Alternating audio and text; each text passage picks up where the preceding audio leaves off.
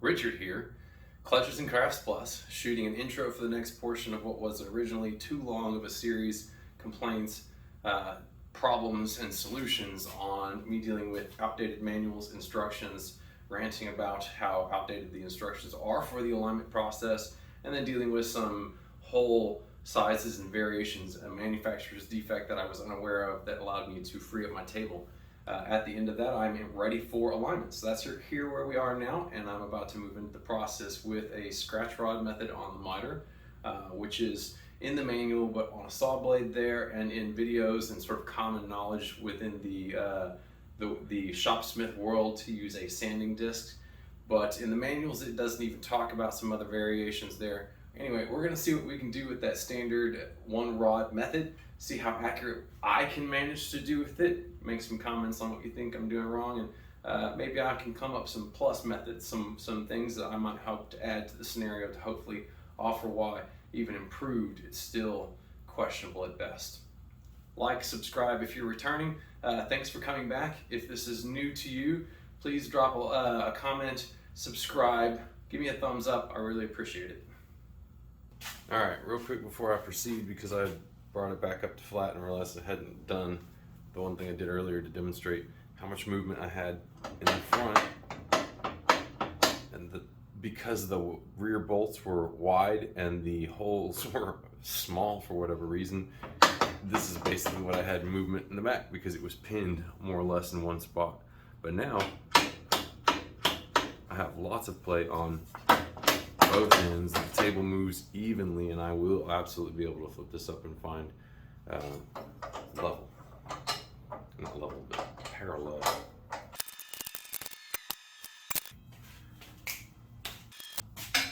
So let's start with just what we're supposed to use according to the manual.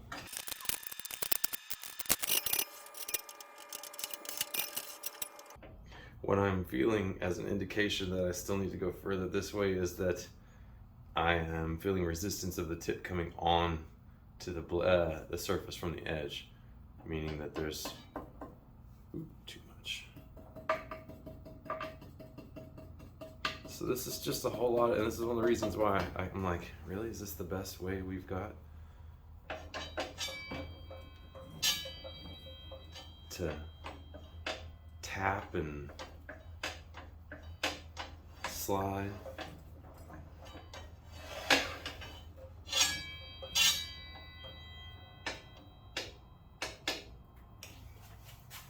Because it makes me still want to come back to having 2 points of reference, 2 adjusted points of reference.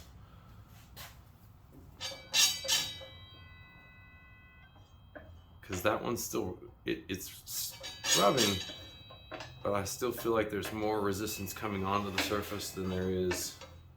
Oh no, it's about the same. But it's very just up to subjective sense of touch. Adjust the second one. Very fiddly process. There. I'm having a hard time getting that one adjusted to be the same light touch. So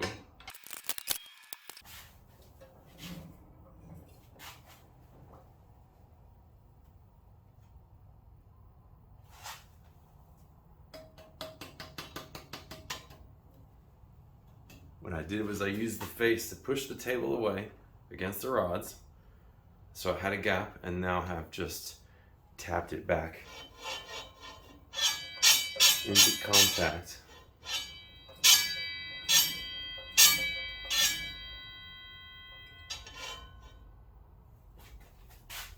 And I believe that should be straight. But this is where I feel like the high point checking is such a fiddly thing to use, because you got to use it here, you got to use it there, and in the end you're using the warp part as opposed to what I feel like would be or should be a better choice, is using your flat, because I know from having a gauge on it, there's a large section of 0 across the face.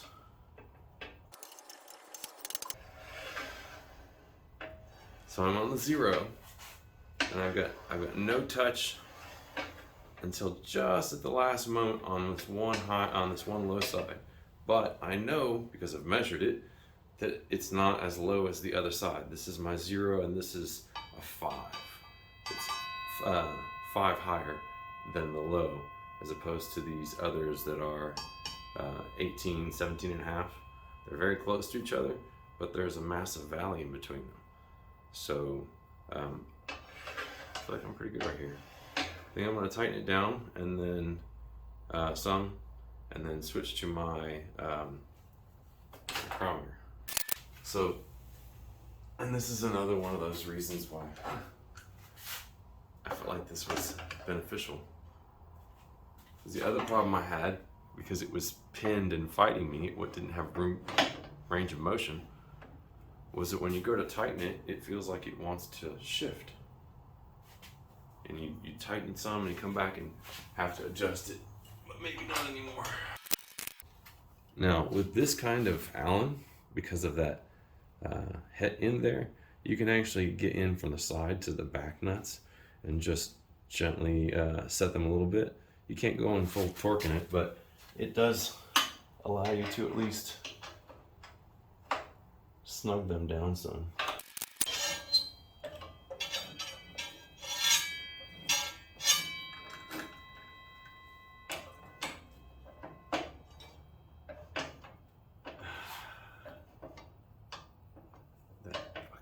That moved.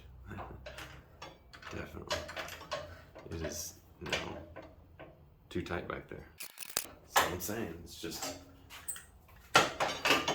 a pain. Sure, you only have to do it once, but why isn't it already done from the factory? And all this is to try and do it with a scratch rod method, like they want you to. I don't think it's the best way.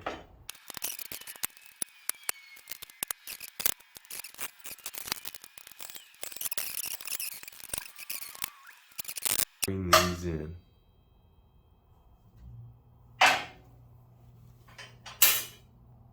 Now, I don't know if I can get this on camera, but I will attempt to. One of the benefits of having a nice clean disc like this, especially in black, is that at a certain angle it has a reflection. And as you can see there, you use that to adjust, like you can see, perceive that they're further apart.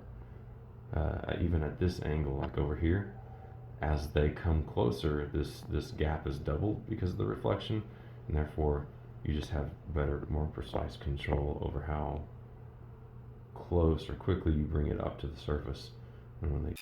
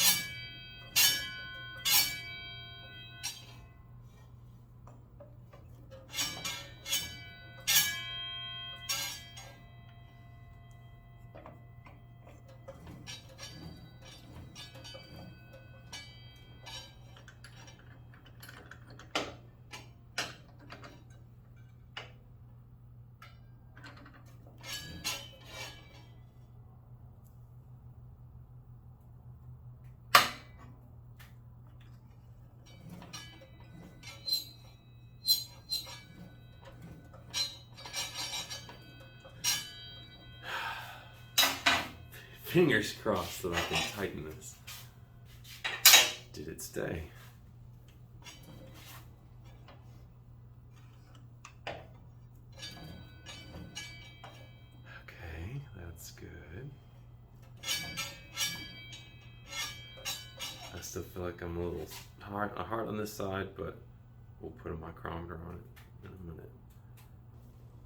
This is the disc that came with the unit originally and was used. This is one that I got that was with the set. It was in a box and evidently purchased at the same time as the chisel sharpening jig. But I want to point out that, and this is the reason why I'm using this one, because I assumed it was better off from the start, that the high points are very close to directly across from each other. They're not perfect, and the low points are very close to directly across. This one, however, I don't know if it was this way from the start. I didn't have it, but these are my verified high spots, and you'll notice that they are very much not across from each other. And this is my measured and verified low spots. And it's just better to know where they are than guess, because you chase your tail for a while trying to figure out where your best 0 to 90 from is. And in this case, because this is such a fast transition, on this disc, your best position would be here, furthest away from your high points. That's just an assumption based on looking at it. I'd have to measure it and write down the numbers to know whether or not perhaps this one is actually the lowest point, 0, but that's why you need to do this stuff here. So this is my 0 point, this is my known 0 point, and that is from a process. Okay, I had to start by guessing where the high points were, right? But once you go through and sweep until you find your lowest point and keep re-zeroing 0, 0, 0 until you get that one spot that's your lowest.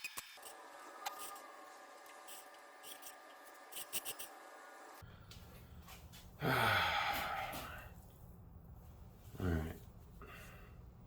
Now how to make use of the data.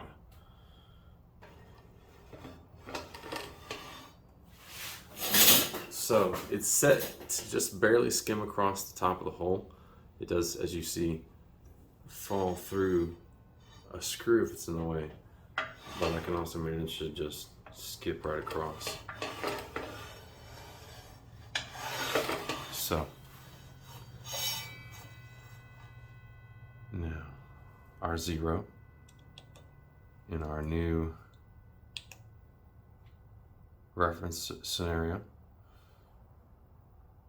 Please be good.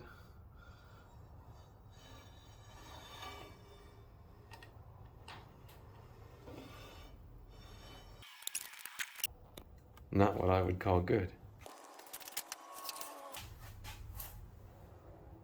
Well, all right, let me think about this, okay?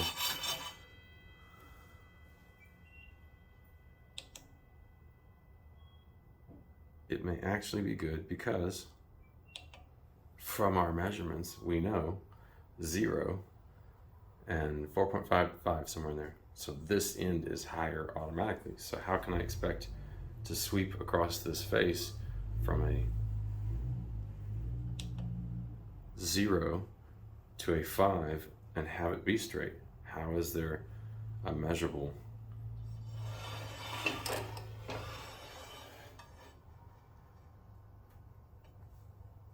But when I go from 0 to 5 on a known 5, that's a pretty good argument for flat, assuming that the center is flat and we are flat from 0 to the center at least, then we know that we've just gone uphill to our known 5.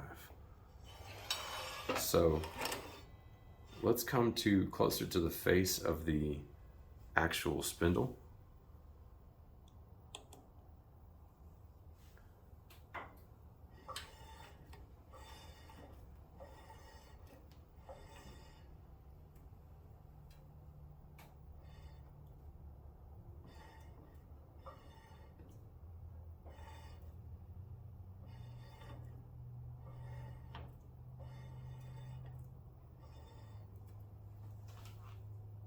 So even just this side, we're already up.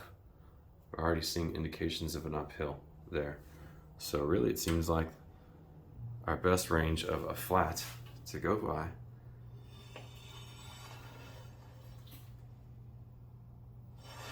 Yeah.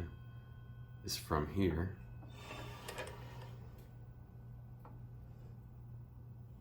to there. I'm close, but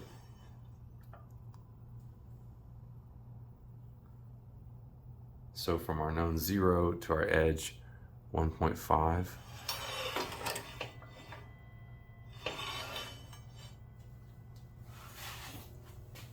And a -2.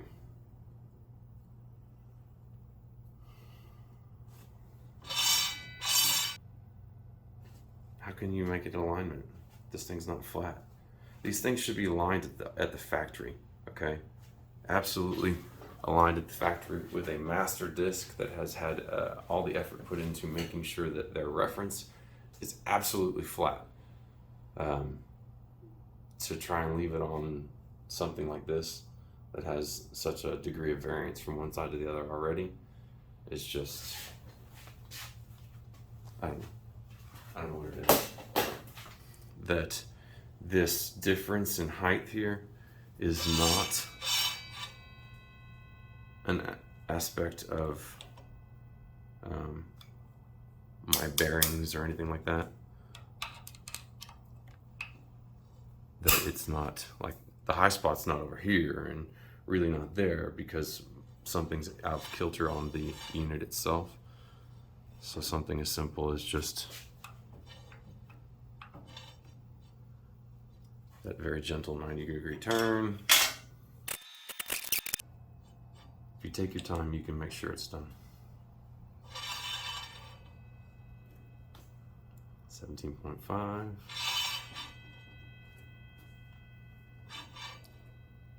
2. 16. 1. Or 0.